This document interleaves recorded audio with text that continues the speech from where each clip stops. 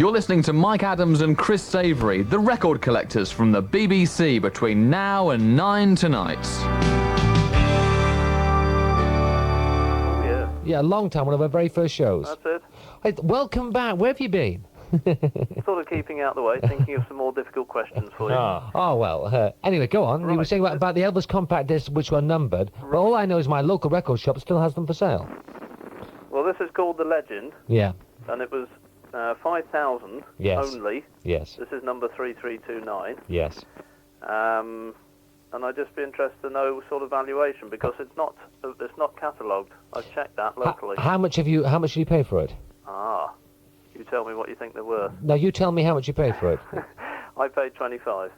Well, it's I don't think you were done there, were you? Sorry? You don't think you were done there? It sounds like you got a good value indeed. But compact discs, as you should know, Dave, are there's no official listing of price guides to it, and also limited numbers. Anything limited number, I'm very suspicious of limited values at all. Anything where it says limited to whatever, even with Presti items, one looks at the box sets and the silver sets and so on. They've been very slow in rising in value. I mean, compact discs. I was only reading in this week's Financial Times of poor sales of compact discs from the total marketplace, and even sort of 12-inch singles are representing less than 29% of the total market for singles. Still, 71% of record sales, single-wise, are actually 7-inch discs, believe it or not. But we'll have to wait and see. Compact discs. There's no real guide to that anyway. I would say myself, it'll be a few years. I would think probably next year will be the year that will tell. It'll be 10 years after next year.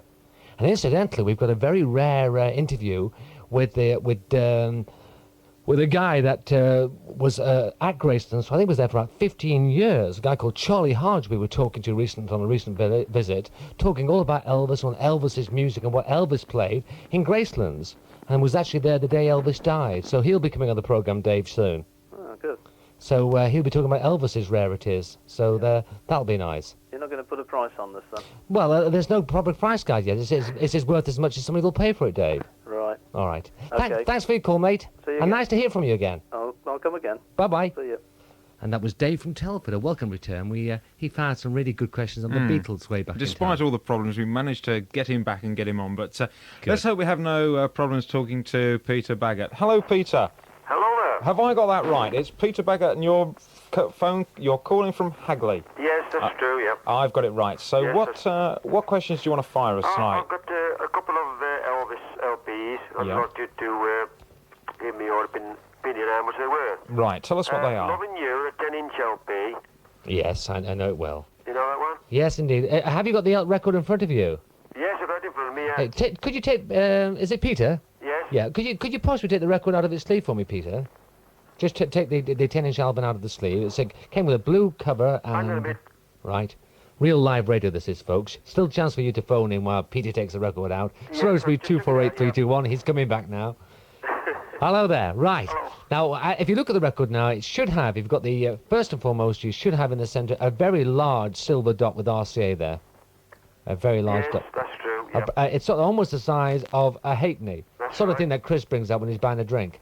That's it, got it, yeah. And then on the label, don't hit me. And on the label, it should have a silver ring that goes around the periphery of the black label there. Yes. Yeah, so you've got the first issue by the looks of it. And the record, is it got a curved edge to the edge of the record? Edge, or has it got a flat cut-off edge, if you know what I mean? Curved. It's a curve. Sorry. Or is it square, it's slightly squared off by normal standards? A more blunt edge to the record. No, it isn't blunt. No, it's pretty smooth. Curve, I should say. Oh, no. It's hard to say, really. Right, because the early ones were slightly more squared off. I mean, it's only marginal, but it sounds very much like you've got the very first pressing there anyway. What condition is the record in? Oh, it's good condition. Well, good. Has it got a few scratches on it? No, it's quite good, really, this one. All right, I don't good. play this one, you know. All right. Well, those are are not as rare as some people think, and they're fetching at the moment about 10 to 12 pounds at record fairs. A mint one with a perfect cover will fetch 20 or more pounds. Yeah. And incidentally, there's a superb Elvis Presley guide to everything ever issued, which is going to cost about £35 a copy, I gather, which is coming out in about 2 months' time. Which, if I can afford it, I shall buy it and review it on the programme. I'm sure I won't get a complimentary copy, but if I can, it's going to have everything in. But you, dear me, I remember you in the rock and roll skirts and everything else. Haven't heard from you for a long time. Glad to see that you tune into this programme. And I also have a letter from another Elvis fan, and that is Ray, the legendary Ray from, she just says Ray from Chester. Dear Mike and Chris, the Elvis Spot, I was wondering if you've heard anything on the old pipeline regarding any new Elvis record releases, and I know for some time RCA and the estate have been battling about royalties and something. Elvis's last single release was way back in November 1985, and if RCA are not careful enough and don't release a single by the end of this year, it would mean that is the first time, over the page, Elvis hasn't appeared in the singles chart since 1956. Mike, have you heard anything? No. Anyway, there we go. He says, great to see Live a Little, Love a Little and the TV screening. I know that Todd Slaughter has agreed to be a victim on this programme. He was talking to Todd the other day. He's the secretary of the international, well, the official Elvis Presley fan club of Great Britain, blah, blah, blah. And Todd hopefully will be in the programme. Anyway, here's one of my favourite tracks from The King, If It Feels So Right.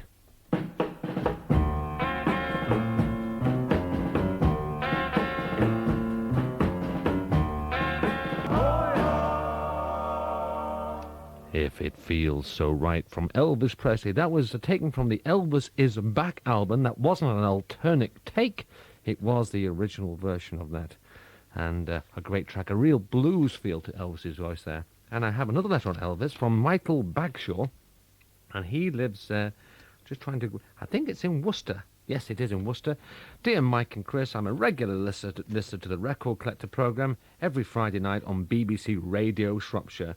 I've been trying to get hold of unreleased material by Elvis Presley, but I had no success. Please, could somebody supply me with some copies? All the best, yours faithfully, Michael Bagshaw. Well, unreleased copies are unreleased copies. There are bootlegs, of course. And there are alternate takes. We will be featuring some alternate takes of Elvis. Did do that a couple of months back. But the best place to find the rarities of Elvis, there is a Worcester Record Fair. I do know that, Michael. That's July the 19th.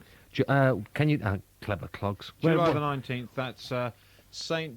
George's RC Parish Hall, which is in City Walls. In City Walls in Worcester, St. George's RC Parish Hall. There you are, July the 19th. The Roman Catholic That's Parish Hall, and that's in the very centre of Worcester. Yes, it's literally on the, just off that centre of the high street. Where the old walls used to be. That's right. But the king escaped from there, didn't he? Worcester, yeah.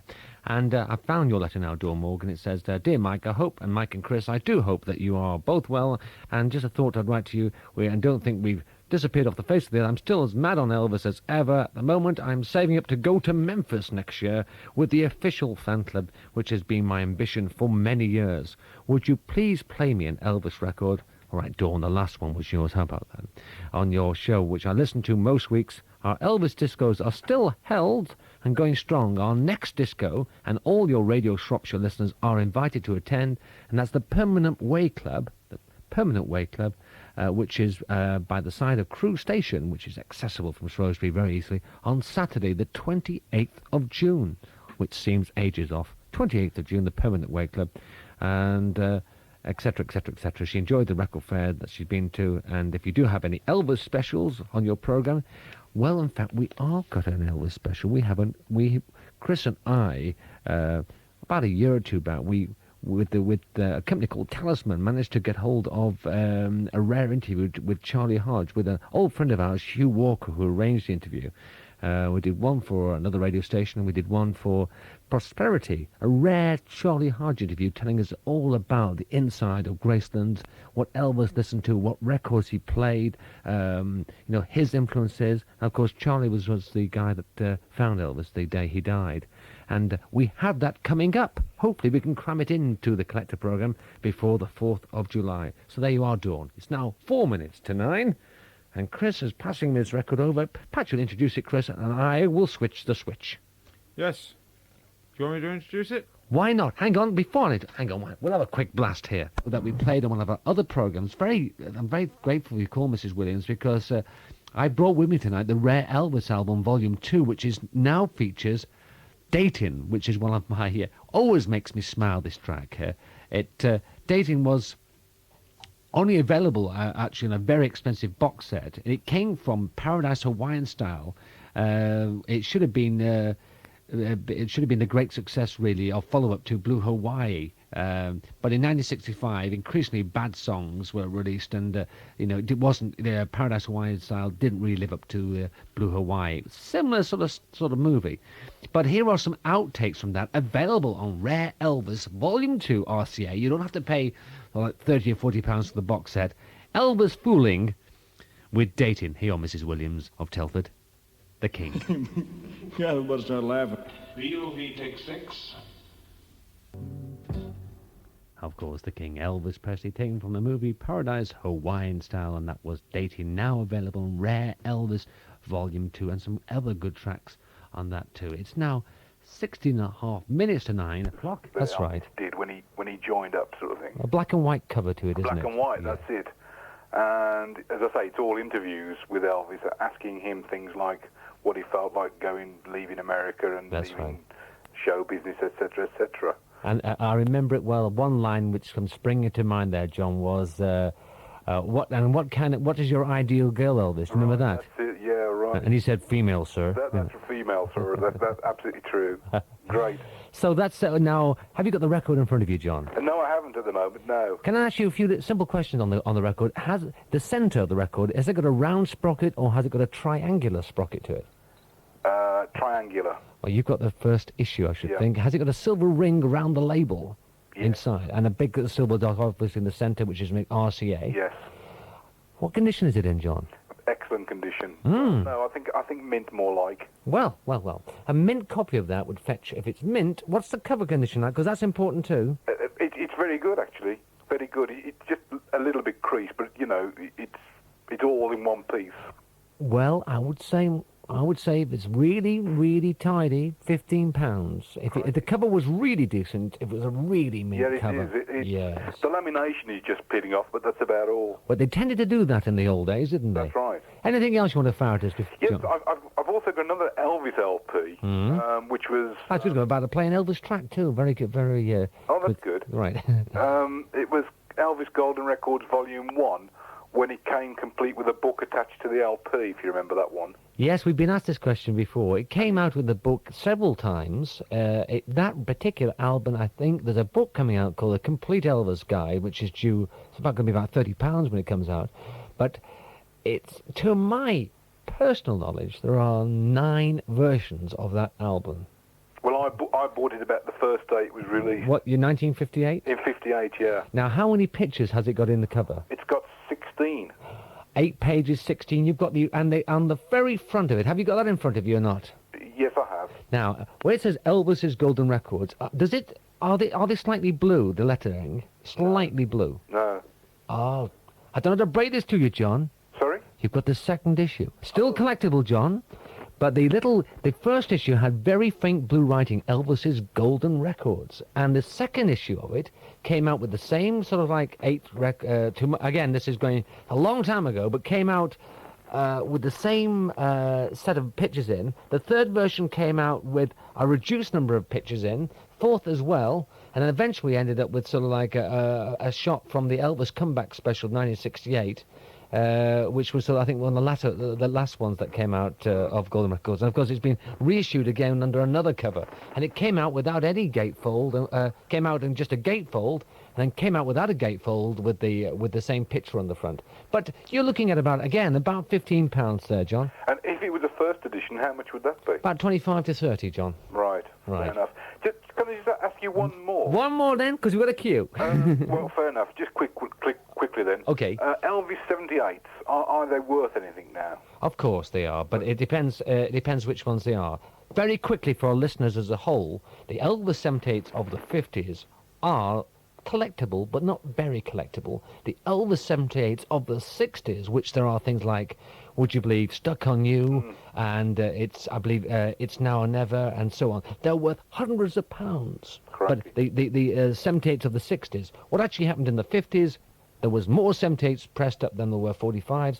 As the 50s died out, the reverse happened, where there were far more 45s than there were 78s, and of course, they're far rarer. Oh, of course. Which ones have you got, quickly? Paralysed.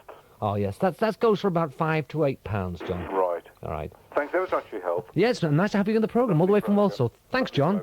Bye-bye. Talking about Elvis, Mike, I had one in here from Ellen Williams. She wants to know, we'll give the mint condition of it anyway, price. Loving You, Elvis, 10-inch. Right. Oh, Loving You 10-inch L. Well, again, there's so many different versions of that, Chris. She doesn't say which one. It's just Loving You, 10-inch, RCA. Well, on average, it's a very common one by Elvis. It tends to go, depending on which version it happens to be. But on average, copy is about £15. There are rarer ones, but I have to say it. Talking about the King, recorded at the RCA studios in Nashville between May the 15th and the 21st, including on this session where people like Charlie Hodge and Charlie McCoy and James Burton, was this track. Haven't heard it for a long time. It's called I'm Leaving. From the King.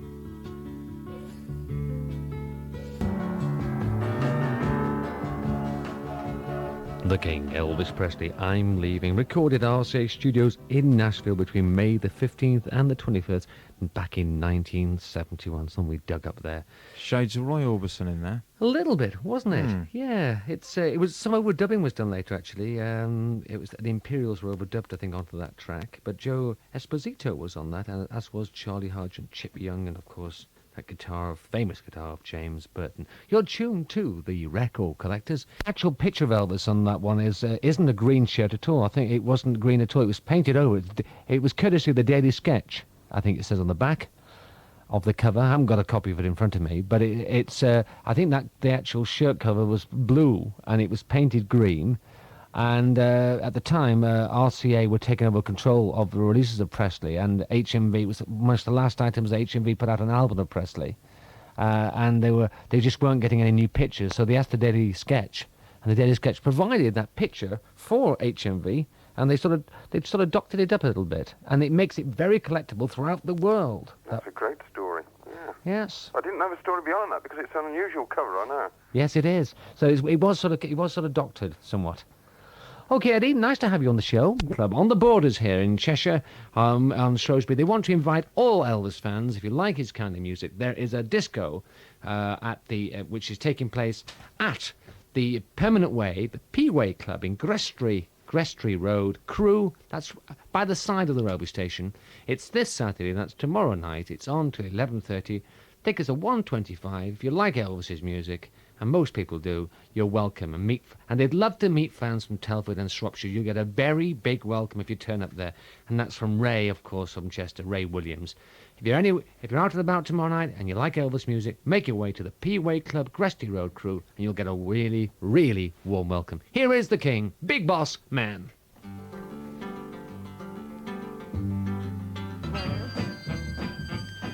Big Boss Man from the King, Elvis Presley. And don't forget, there's an Elvis Presley fan club meet tomorrow at Crewe, just by the station, so it's very accessible. Permanent Way Club, Grestry Road, and particularly fans from the Telford area and the whole of Shropshire. You get a warm welcome, £1.25, and it's on to 11:30. You can dream or did. And I'm going to play. I have one of my favourite songs. Just goes to show how good humoured the man was. Of course, Elvis Presley, and 14 years just shot right there, man. Okay, King. Okay. We'll be talking about Elvis and other records later in the programme. You're tuned to the Gruesome Twosome, the Record Collectors. It's 21 minutes to 8 o'clock, and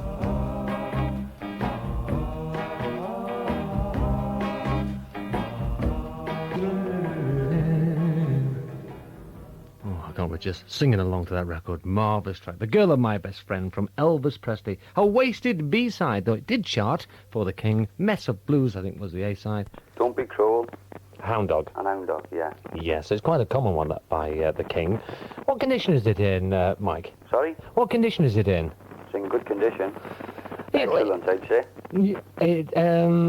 It's probably about £3 to £4. Is that? That's all. It was on a 45, strangely enough. It'd be worth a lot more money. The Elvis 78s of the 50s aren't worth anything like as much as the 45s. I got a few 45s here, originals. On HMV? No RCA. Of Elvis's? Yeah. Just rattle a couple off for us anyway, Mike. And now we've got you. She's Not You. Yes, that was a big hit for Elvis, 1962. #1 hit, I think it was. His Latest Flame. Yes, another #1. Whenever.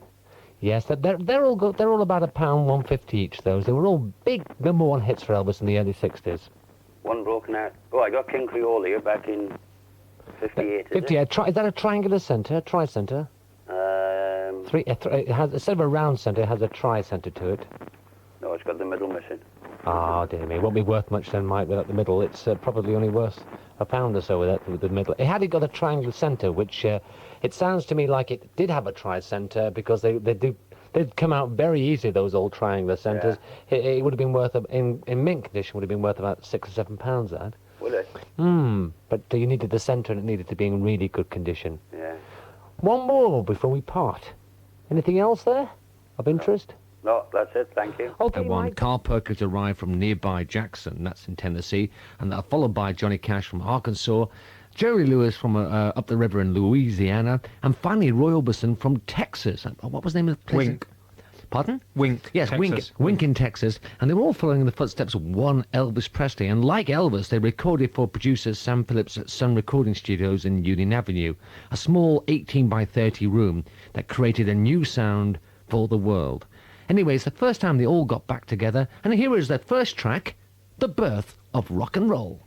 Well, Nashville had country music.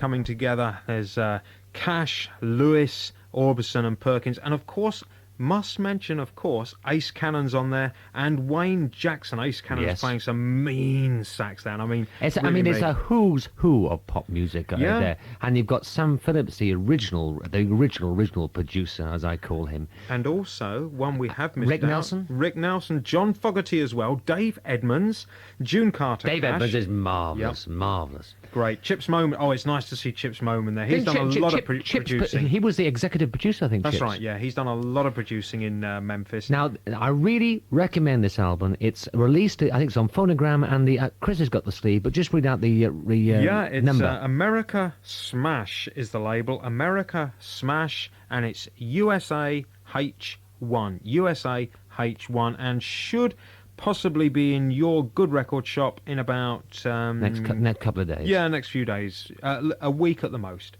Yeah, so there you go. You've heard a couple of snatches from it. We've only just had it hot off the press. Yep. And later this evening, I have hot off the press a brand new Elvis Presley album, and I have a brand new maxi single from Paul McCartney.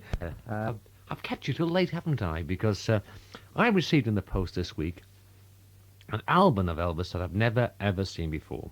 Came to the BBC. It says Acuff Rose Music Limited presents Elvis. A super picture of Elvis on the front. It's a drawing of Elvis circa around about 1957. And on the back of it, Acuff Rose is a well-known music company, and music fans of, particularly those that know much about country music, Acuff Rose will, a name immediately springs to mind.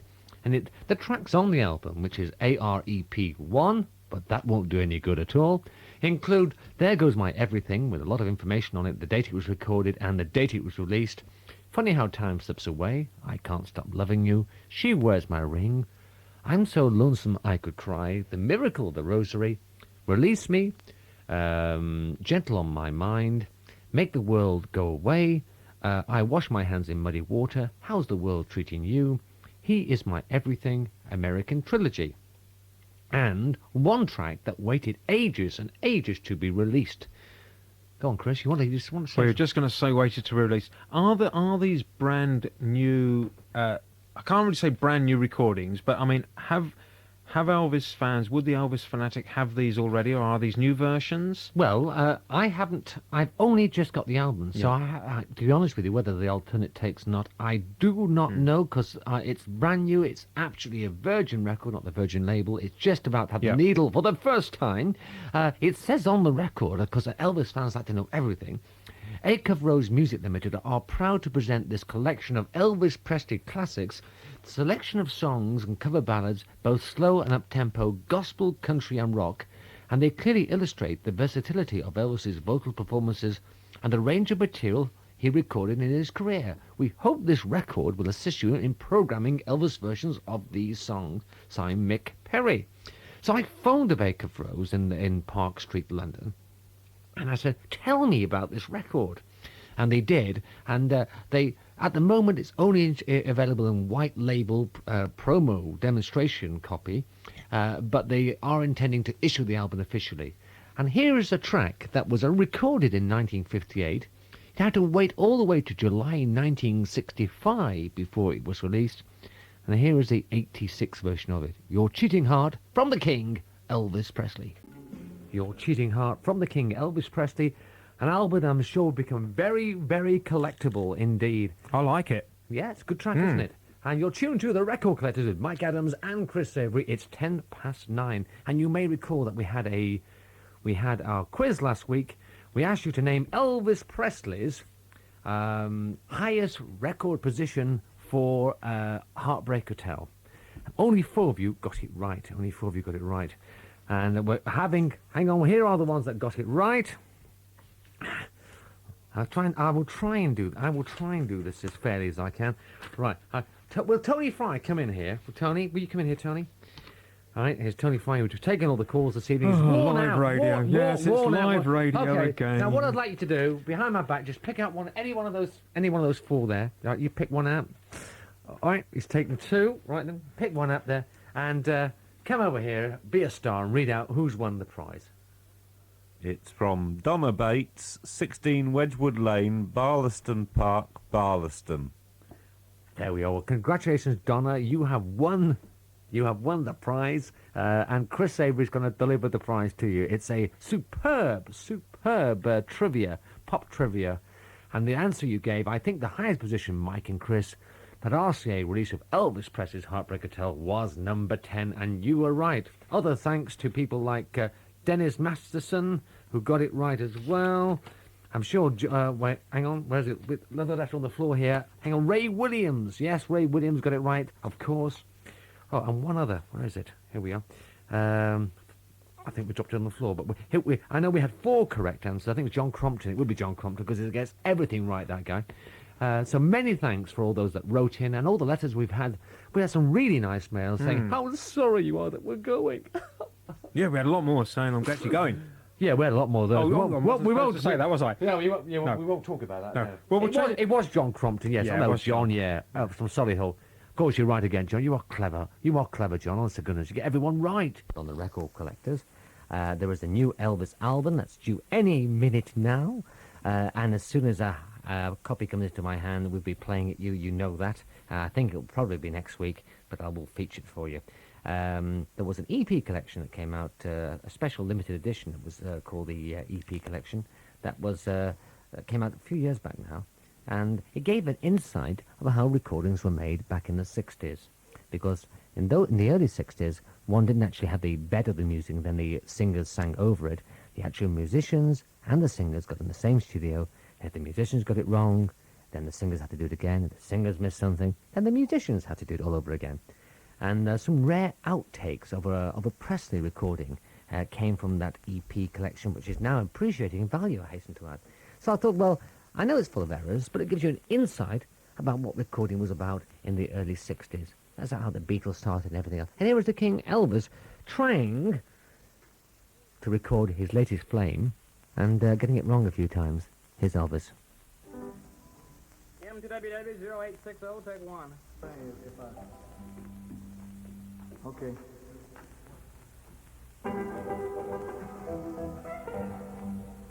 Who?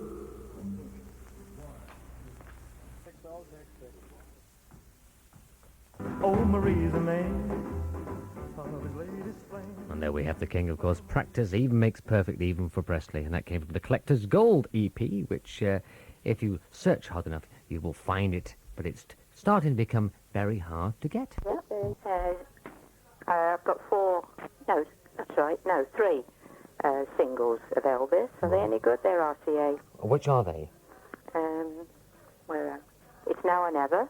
That's a pretty common one. It's Now or Never. That was his very, very biggie, of course. That sold altogether 11.5 million copies. That track. Good Lord. And sold 1.25 million copies in the UK. It's Now or Never. That was his follow-up to Mesa Blues. In fact, Mesa Blues was the B-side of It's Now or Never in the USA, and that will be RCA 1207 you've got there. Yeah. That's right. It's a round centre track you've got there. If it was on 78, believe it or not, it'd be worth about £150. Oh. Yeah, but it's a 45 and it's worth no more than really about £1.50 if it was mint. Yeah. Next one. Are you lonesome tonight? Not really. I've got Chris on the other side here, but he's not too attractive. I was just going to say that. Yeah. To be quite frank with you, I could do with a bit of better company occasionally. Now, Are You Lonesome Tonight? Another huge seller for the King. I won't tell you what he just said to me. Are You Lonesome Tonight? Yes. That is, in fact, again, very common. That goes for £1.50 in mint condition. Yeah. And She's Not You? Pardon? She's Not You? Again, these were his... I should hope not. Just tell her Jim said hello. That was the B-side, and there was, of course, an answer one. Just tell her Jane said goodbye. Right. Yes. Just tell her Jane said goodbye, that's right. Right, again, a very big seller for the King. #1 hit for Elvis. It was RCA 1303, and again, about £1.50 Molly. Quote the press, and then you can tell me if it's true or not. He said to you, Gene, my mom heard your record and she thought it was me. Did he say that? That's true. Yes, sir. What happened there, anyway? Well, that was my first record, Bebopaloola. And Elvis has been one of the greatest guys I ever known, to me. Yeah. Mm-hmm. And he just helped me along. Did you meet him somewhere, Gene, before you ever got into the big show business like you are now? I've known him ever since almost he first came out. How did you bump into him? On road shows yourself? They brought him into Norfolk. I remember they paid him $53 to come I'd like to see the check for $53 for Elvis Presley. It'd be quite the deal, eh? And he came in with Hank Snow. Uh-huh. And that was the first time I ever met him. Well, Hank was a local promoter for Elvis in the beginning, wasn't he? Yeah, I think so, yeah. Well, who in front of me a magazine called Beat, which is called The Beat, and I quote from this. Elvis fans, pin back your Legos, because this is the brand new edition of Beat. Elvis, Elvis, Elvis. And I quote, anywhere you want him, that's the way he'll be. Elvis Forever RCA is the latest in a long line of Elvis retrospectives that will stretch out to the crack of doom. This is the review, this is their opinion, not moi's. All the biographies speak of the tortuously large number of schizophrenic contradictions that wrestle for supremacy in this one small frame. For example, that he walked like a hustler, talked polite, but displayed acute megalomania in private. What they don't say is that this very madnesses were the essence of his appeal. Those contradictions settled into a dynamic balance only when he sang. If you listen to Elvis, you hear virility, degeneration, triumph, defeat, modesty, insanity, humanity, and without them he would not have been what he is. The whole gambit of human sensibility was touched upon by Elvis Presley's career, and that's why Elvis' appeal is so broad. Having said that, Elvis Forever is... I can't quote what they say here, but basically it means rubbish. That's what Oh, do you mean it's got some asterisks and stars in between certain letters? Something, I wouldn't say that, no. You mean it's... It begins with a C and ends with a P. Right, okay? Hang on. Presley did not... Hang on, he's a teacher who could be here all evening. Oh, that should get me a few letters. Right. Presley did not succeed because of Colonel Parker and RCA Records. Presley succeeded in spite of them. And this record is simply another example of what monumental insensitivity, that's for me cursing teachers, you see. Oh, can you understand this review? Yeah, what it offers is a clutch of chucked-together tracks without unifying them at all, blah, blah, blah. So it's a give Elvis Forever a miss, basically. Having said that, I'm not featuring anything from the LP at all. I found an LP from Down Under. Yeah. It's, here we are, it's come all the way from Australia, I think it is. Hi, should be good then, bros. I don't know what you're on, but here we are. It's on Starcall Records. It comes with a giant full-colour Elvis pin-up and a 1984 calendar. It's obviously a new release. And here it is. Here is a track from the King. It came from originally, I think, from the Potluck album. I opened it up, and it's a very sad song, this. I was hoping to get in the right mood for this, but it's completely gone with Savory making these faces. It's a track called Something Blue, featuring, of course, the great Floyd Kramer on the piano. Here is the King, Elvis, and Something Blue.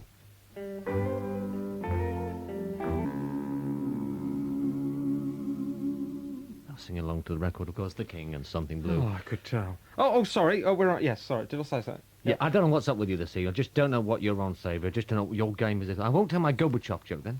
No, that's good. That's good. Which reminds me, it's about time we got down to some more of these phone calls. Oh, he told us this joke, and oh goodness. Oh, I can't say anything about it, but. Yes, Elvis, of course, did a falsetto ending to that, I think. That was the original Chuck Willis, famed for hanging up my rock and roll shoes. And, in fact, he's no longer with us, Chuck, regrettably. But, again, one I call a crossover artist, a guy that sort of roots in rock and roll and roots in blues. And, of course, rock and roll came from, as you know, country and blues. And marvellous, marvellous voice there. And the album, Chris. Yes, well, there's a little bit here, Mike, about Chuck Willis. It says he was born in Atlanta, Georgia in 1928. That's because I got a wigging during the week about not featuring Elvis. We had a lot of chat last week, didn't we? And we sort of, we didn't actually get to play an Elvis track, but I am making up for it this week. And I've got some news. I want to thank Ray Williams, a good buddy of ours from Chester, who keeps us informed. And thanks for your letter, Ray. He's been down at the Elvis Festival, which a lot of Elvis fans have been at. And he tells me a little bit more about this new LP coming shortly from RCA UK called Essential, the Essential Elvis Presley. It will, in fact, feature very raw Elvis and contain 50s movie soundtrack outtakes. And many of the tracks taken are really rare studio acetates. And you will hear tracks just as Elvis first sang them. And it's going to be really something, because I know we've been starved. These Presley fans have been starved of anything new from Elvis for a long time. Now, Ray, I don't know where he gets his information from, tells me that one of the tracks will be the full-length version of the song Party. Remember that rock and roll track Party from Loving You? And the album time, remember that in the 50s, most rock songs were only a couple of minutes long. But this album time will be over 40 minutes in length. And, of course, we'll feature it here just as soon as a copy comes our way. That I promise you. But to keep you going, Elvis fans, in between time, here's a bit of blues from the King, steamroller type. And we're very privileged to do so, and hopefully we get the opportunity to share some of these names from the past with you. But Lieber and Stoller were in, I think, the Athenaeum Hotel in central London, and a pal of mine that works down there said, "Oh, we've got Mike Lieber and Jerry Stoller in the Joe Lieber and Mike Stoller." I should say. You've got me at it, Chris. And I said, "Oh, I wish I could meet them." Sort of thing. Oh, he said, "But they're just about to go." So, oh dear me. And this pal of mine phoned them up in, I think it was New York, and he sent to me from New York a copy of their own book and autographed it to me, which goes to show, I mean, crying out loud, I mean, they were the most successful songwriters of all time, but it meant a lot to me. I thought it was very, very thoughtful of them to do that. And Phil Spector's producing this one. My Baby Left Me, from the new Men Love Avenue from John Lennon. And remember, you heard it first here on BBC Radio Shropshire. This is the Record Collectors.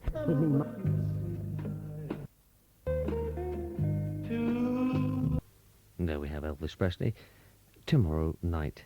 And that, for all you connoisseurs of real Sun music, will know that was a remix version of it, wasn't it? Because the original version of it didn't have all those voices in the backing tracks that were added to that one. And you can now hear the pure version of it on the Sun Sessions LP, which is on RCA Records. That didn't come out on single then, because I must admit I don't remember ever hearing it before. It's originally done by New Orleans blues singer and jazz guitarist Lonnie Johnson, you know Lonnie Johnson, who recorded it in 1948. It's a song which Elvis, a tune Elvis always liked. He must have heard it when it first came out as a boy.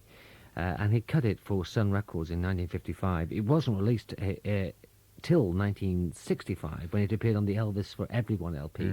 It was a bit of a mismatch sort of an album, that sort of outtakes and records that were waiting to be released from the King.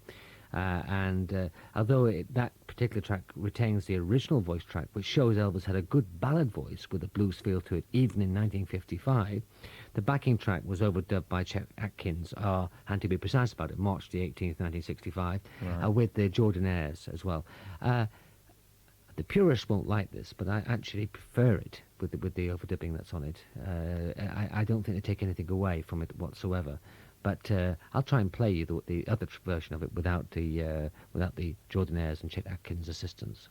Now, some of these things, because you said earlier about Roy Orbison and Carl Perkins, that record at some point was either on tape or on an acetate at Sun. What would it be worth if it had been an acetate? It must be a lot of money. Well, the acetates and reel. I mean, if you had the reel-to-reel version of, say, not Saturday Dance, I've got that in the brain though. Tennessee Saturday Night, which supposedly exists on reel-to-reel, and if you had a copy of the Sun, you could probably end up selling it for, I don't know, $50,000, $100,000. You could name your own price. It would be almost priceless, because to many people, that era ran about 53, 54 was truly the beginning of pop music as we know it. There had been blues artists before, there had been country artists before, but it was really the start of what was to become a multi-billion-dollar industry, which is popular music, and of course giving a lot of pleasure to millions and millions of people. But many people say if they had to put a date on it, it was certainly early 50s, and it's hard to pinpoint where, but certainly one of the places which would be at the top, if not right at the top, or next to the top, would be Sun Recording Studios in Memphis, Tennessee. Right, well, it's just gone over 8 o'clock, so in a few seconds we're going to open those phone lines, and the number, of course, is 248-321, 248-321, and if you're outside of Shrewsbury, then the dialing code 0743. We are the one for you. We Shropshire Radio. Right, yes, it is the Record Collectors Shropshire Radio. The phone lines are open, and with a bit of luck, we put the old pennies in. Well, Mike's put the halfpennies in. I've put the farthings in this week. I thought we were going to talk to Jim there. 1987. Hello, Jim. Oh, that sounds interesting. That doesn't sound like we're supposed to have Jim Richardson on that line there, but that sounded rather interesting. I think Jim's trying to listen to two things at once. We'll try and get back to you in a minute there, James. It was written and recorded by the R&B giant in 1954, and Elvis did a cover version of it, very similar actually, and a couple of Elvis fans said to me, please, please, please play the Elvis version. Well, I normally don't play two Elvis tracks in the same evening, but I'll make the exception tonight. Here's the King with I Feel So Bad.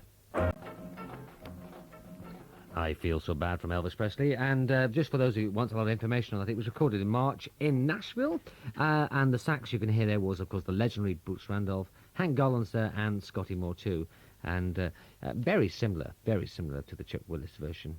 Hard to choose between the two. It's pays your money, you take your choice. At Todd Slaughter's place over in Heanor in Derbyshire, trying to find out information. I also want to say a big thanks to Ray Williams of Chester, who wrote in, "Dear Ray, you're always quick on the ball." Now, those of you who are clever will get pens and papers ready now, because I've got an absolutely marvellous write-in prize. I'll tell you what the prize is first. I've got a hardback book. It's a first edition hardback book. It's called Elvis 10 Years After. It was written by Ann Nixon, who's well known to all Elvis fans, edited by Todd Slaughter. It's a fabulous book. It's a limited edition. It's a published limited edition, numbered 0519, autographed by the authors, and crammed with information and pictures. £12.90, £13 bar £5, right? And I'm going to ask you a question about Elvis, and that's the prize tonight, is this fabulous book which Todd gave to me today. There is going to be released a brand new, at long last, Elvis LP. I saw the sleeve today, a sensational sleeve, and the tracks on it are as follows. They contain Love Me Tender from the Ed Sullivan Show, Let Me, Poor Boy Loving You, but those are unreleased tracks. I mean, those of you that know it from the movie, of course, but those are unreleased tracks. A different version of Let's Have a Party, from the Loving You, and Hot Dog, Teddy Bear and Loving You, an unreleased fast version of that. Those of you who've heard the bootleg will know what I mean. Lonesome Cowboy, Mean Woman Blues, that's the film version of Mean Woman Blues, with the hand clapping and everything else, audience noises and so forth, but it's a good version. The Got a Lot of Living to Do unreleased version, Loving You, a different take of that altogether. More tracks from movies: Party, Love Me Tender, Jailhouse Rock, totally unreleased on vinyl previously. A completely different take of Treat Me Nice. Young and Beautiful, another unreleased track. Don't Leave Me Now, I Want to Be Free. Those are two tracks, Don't Leave Me Now and I Want to Be Free. Again, unreleased. Baby, I Don't Care and Jailhouse Rock. Other alternate takes of those. Got a Lot of Living to Do and Love Me Tender. Again, unreleased things. All on one LP called Essential Elvis LP. And if you get the Essential Elvis compact disc that contains 4 extra tracks, Loving You, 2 alternate unreleased tracks of Loving You, and Treat Me Nice, the original version of that, and Mean Woman Blues. And that's out this week. The Essential Elvis has a fantastic cover. Now, I've got a question on that, but I'm going to play a record first because I'm awful. Here's a bit of music from the king of rock and roll, Elvis Presley. There we have, of course, Elvis Presley live in concert there way back in 1956. Now, you remember I've just told you the brand new LP of the King, Essential Elvis Presley, out this week. And I went through the track listings. I also then mentioned the Essential Elvis is on compact disc and contained 4 extra tracks. Can you name me the extra tracks on the Essential Elvis compact disc? Name me those extra tracks. I did listen to you. And if you're correct, you will get this £12.95 autographed book, Elvis 10 Years After, as the prize. You write to, of course, BBC Radio Shropshire, P.O. Box 397, Shrewsbury, SY1 3TT. That's Mike and Chris, the record collectors, BBC Radio Shropshire, P.O. Box 397, Shrewsbury, SY1 3TT. And just want to